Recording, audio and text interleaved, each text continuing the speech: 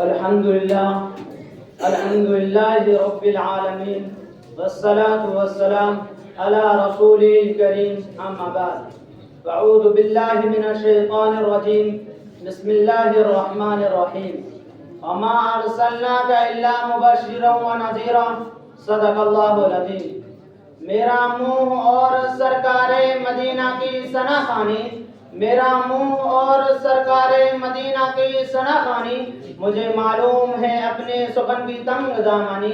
برادران اسلام اور قابل قدر شخصیات، میں اس متبرک اور پرامن بزم میں شمع رسالت کی ضیاء حیات کو روشن کرنے کی جسارت کر رہا ہوں.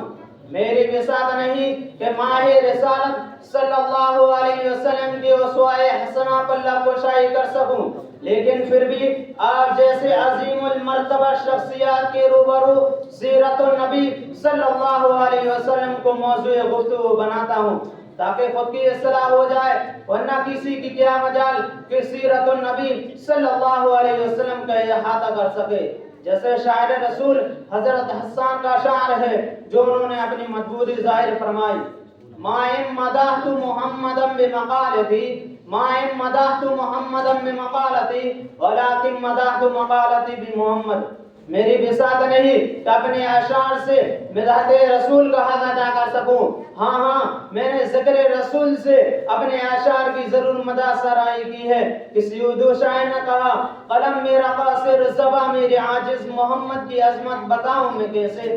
قلم میرا قاصر زباں میرے عاجز، محمد کی عظمت بتاؤں میں کیسے. اے محبوب رب امام الرسل و فضائل مکمل سناؤں میں کیسے. ملت اسلامیہ کے دھڑکتے دلوں، بعثت نبی صلی اللہ علیہ وسلم سے قبل پورے جزیرۃ العرب پر کوئی حکمرانی کرنے کے لیے تیار نہیں تھا، اور نہ نظام مکمل تھا. عدالت، انسانیت، امانت و دیانت، عصمت و عفت، صلاح و تقویٰ کا جنازہ نکل چکا تھا. نفرت، ظلم، شقاوت عدالت کا دورہ تھا. کسی اردو شاعر نے کہا: بدی کا زور تھا ہر سو جہالت کی گھٹائیں تھی، فساد و ظلم کی چاروں طرف پھیلی ہوائیں تھی. ذرا سی بات پر تلوار چل جاتی تھی آپس میں تو جنگ آتی ہی نہ تھی دو چار کے بس میں. اگر لڑکی کی پیدائش کا گھر میں ذکر سن لیتے تو اس معصوم کو زمین میں زندہ دفن کر دیتے. غرض جو بھی برائی تھی سب ان میں پائی جاتی تھی، نہ تھی شرم و حیا، آنکھوں میں گھر بے حیائی تھی. مگر اللہ نے جب ان پر رحم فرمایا تو عبداللہ کے گھر میں خدا کا لاڈلا آیا. قدرت خداوندی نے اس پرفتن دور میں شہدائی آنے لات و عزا کو رشد و ہدایت کے راستے پر گامزن کرنے کے لیے، وحشت و بربریت کو ختم کرنے کے لیے فاران کی چوٹیوں سے آفتاب رسالت، آمنہ کے لال، عبداللہ کے لخت جگر، عبد المطلب کے نور نظر، تو شمبا کو تمام انوار و برکات کے ساتھ تشریف لائے. آپ ایسے وقت پیدا ہوئے جس سے لیل و نہار دونوں نے فیض حاصل کیا. سبحان اللہ سبحان اللہ، ایک عجیب ماحول ہے، نور ہی نور نظر آ رہا ہے. ظلمت قضا کفر قضا میں ایک تہلکہ مچ گیا. لات و منات و عزا منہ کے بھر کر پڑے.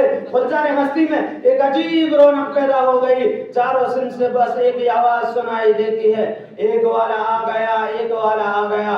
وہ آ گئے تو آ گیا دنیا میں انقلاب، وہ آ گئے تو آ گیا دنیا میں انقلاب. اجڑا ہوا چمن تھا گلستہ کر گئے. میرے قلب و جگر کے ساتھیوں، حضرت آمنہ خود فرماتی ہیں: میرا نور نظر لخت جگر جو چاند سے بھی زیادہ خوبصورت ہے، اس کو دیکھ کر جو چاند سے بھی زیادہ خوبصورت ہے، اس کو دیکھ کر کتنے خوش ہوتے اور کچھ کھلانا وغیرہ بلاتے.